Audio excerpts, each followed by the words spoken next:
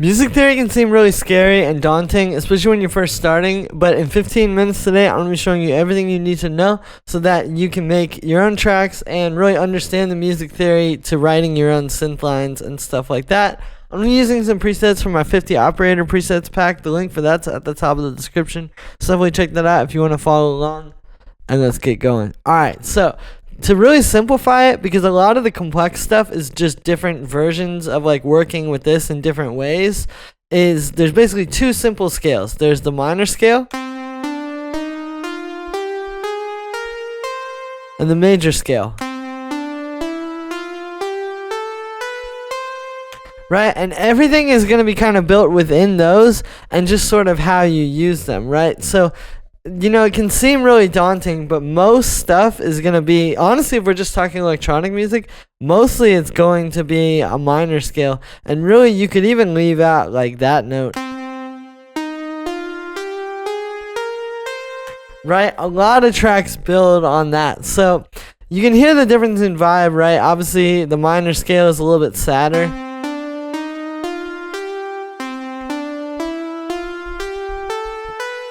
And the major scale is a bit happier, but this is really all that it is. And then if you want to get to more complex stuff, like a lot of these different modes and flavors of it and stuff are really just kind of taking this and playing with different things. Like, so basically the way this goes up the scale, it's root 9, 3, 4, 5, 6, 7, and then root, those are the degrees, right?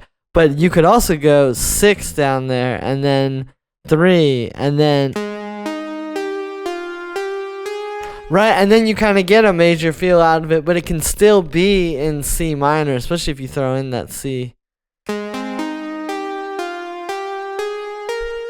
Right, and then maybe under that you could have like a very minor chord progression still. So, as you can see, once you get into these and you start taking the different scale voices from up top and moving them down an octave and not just having the root note be the lowest note, that's where it really starts to get creative. So that's the first thing, is the scales. And that works the same way with the major scales too, with like if you take this for example.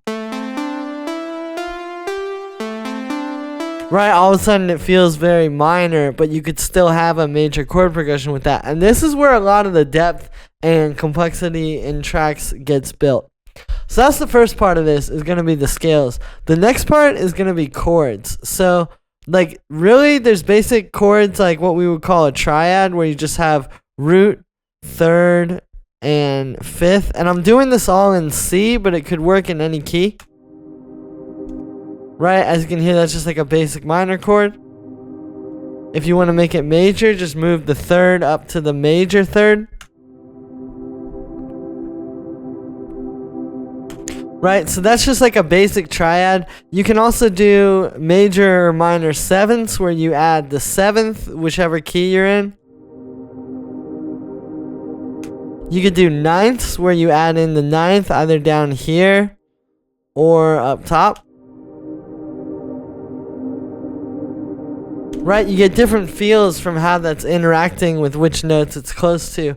But those are really the basic chords that you're going to be working with. And then when we talk about chord progressions, like a lot of times you guys hear stuff like, you know, 1, 3, 4, or 1, 4, 5, stuff like that. Well, what that's talking about is kind of working with these chords. Like, let's make something with some rhythm over here. So we'll go up in the BPM a little bit. And we could do, so we'll do in C minor 1.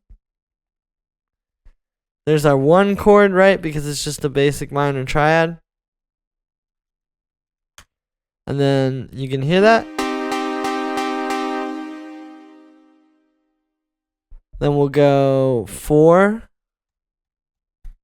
Right? This is the 4th of that scale that I showed you, right? F minor. Then we'll go 6, which would be this G sharp major chord. And you can see, right, how these kind of fit in. Like, you can see the scale in here.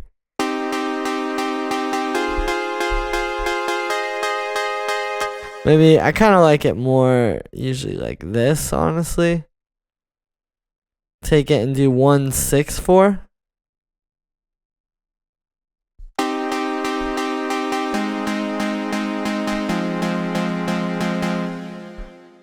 Right, but all we're talking about when we say a chord progression like that with like 1 6 4 1 7, whatever the different like sort of Roman numerals are, we're just talking about inside of the scale what the root note is going to be, and then using that chord, right, however it fits into the scale, whether it needs to be major, like in this case the G sharp major fits into the scale, or if it needs to be minor. The other cool thing you can do with chords, and you guys see me do this a lot, is inverting them, where you basically take like these basic triads, or it could be a more complex chord like the 7ths or 9ths I showed you, and you put the voices in different places. So instead of having the third right in the middle, common one I'll do a lot is putting it an octave up, right, and you can hear it sounds a little bit cooler.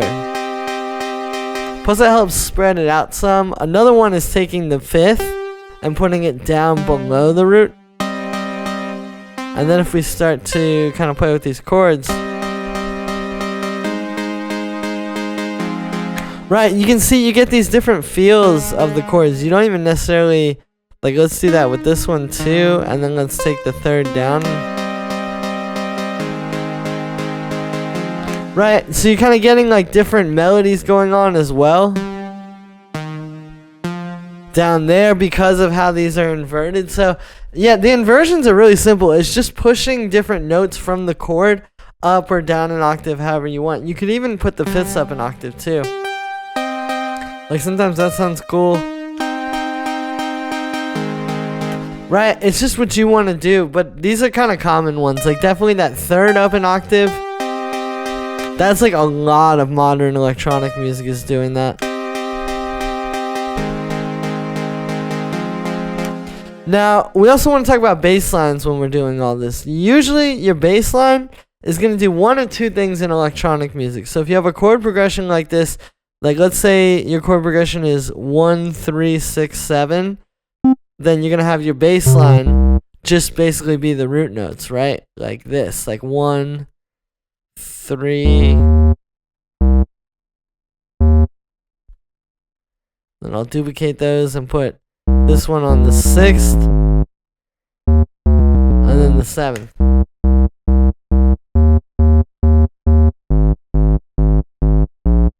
But another thing that the bass line can do, it doesn't always have to do that, is maybe you have your chords doing that. Like we'll have this pad doing that. It'll do those same chords I just showed you. We'll draw them out really quick. Pretty simple stuff here, just gonna do basic triads.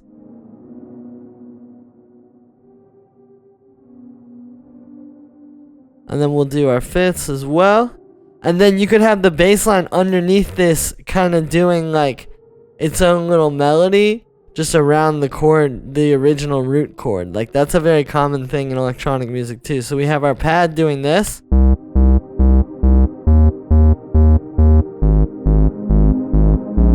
Right, you can hear the bass lines following it right now. But you could also do maybe something like this.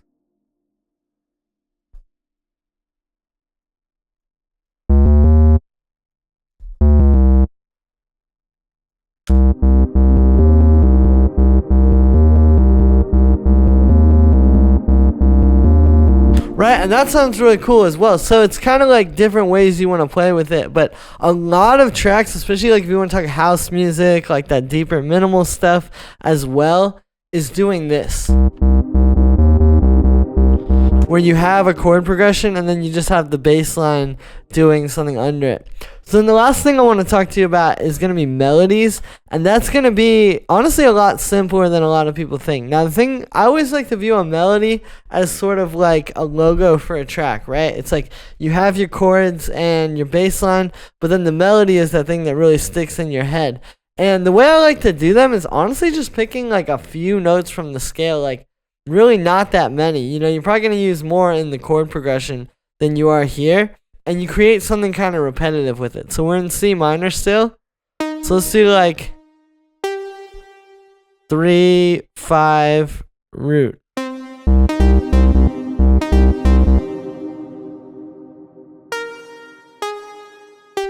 And then we'll do that 7, 6, 5.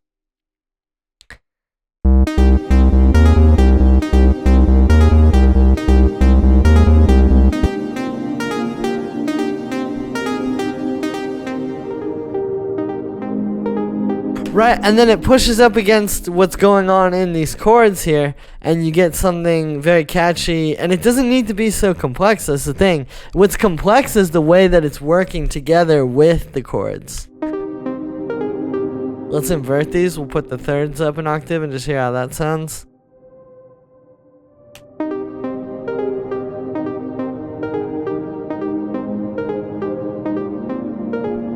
Alright, so that's one melody. Maybe you could even make it kind of switch up at the end. Like you could do something like this. Right? But let's make another one here with the same scale just to show you how easy it can be.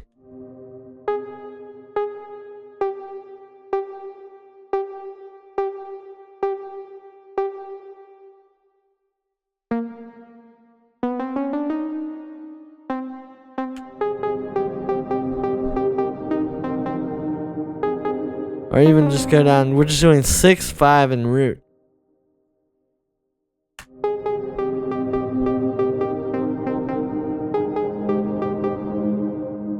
Put that there as well, so it kind of goes back into it. And then the thing with electronic music too is you could have something really simple like this,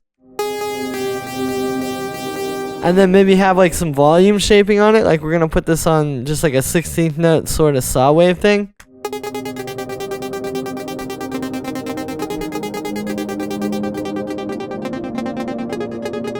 Right, and it can all kind of work together with the sound design there. I mean, that's a very basic example, but it's like, you know, it's a lot of times it's very simple melodies working together with the synth patch to create really cool sounds.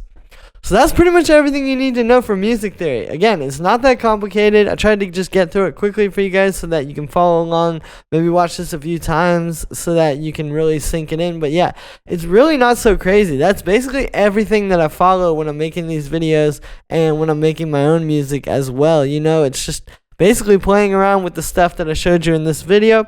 That's everything you're going to need to know. If you want to get these presets I used in the video, 50 operator presets, the sample pack will be at the top of the description on my website. It's got 50 presets for Ableton's operator so that you can make your own tracks with them and just drag them in right away. They're these great racks with all the macros mapped, so it's really easy to work with. Thanks for the support, everybody. Everybody helps, and I'll see you tomorrow with another video.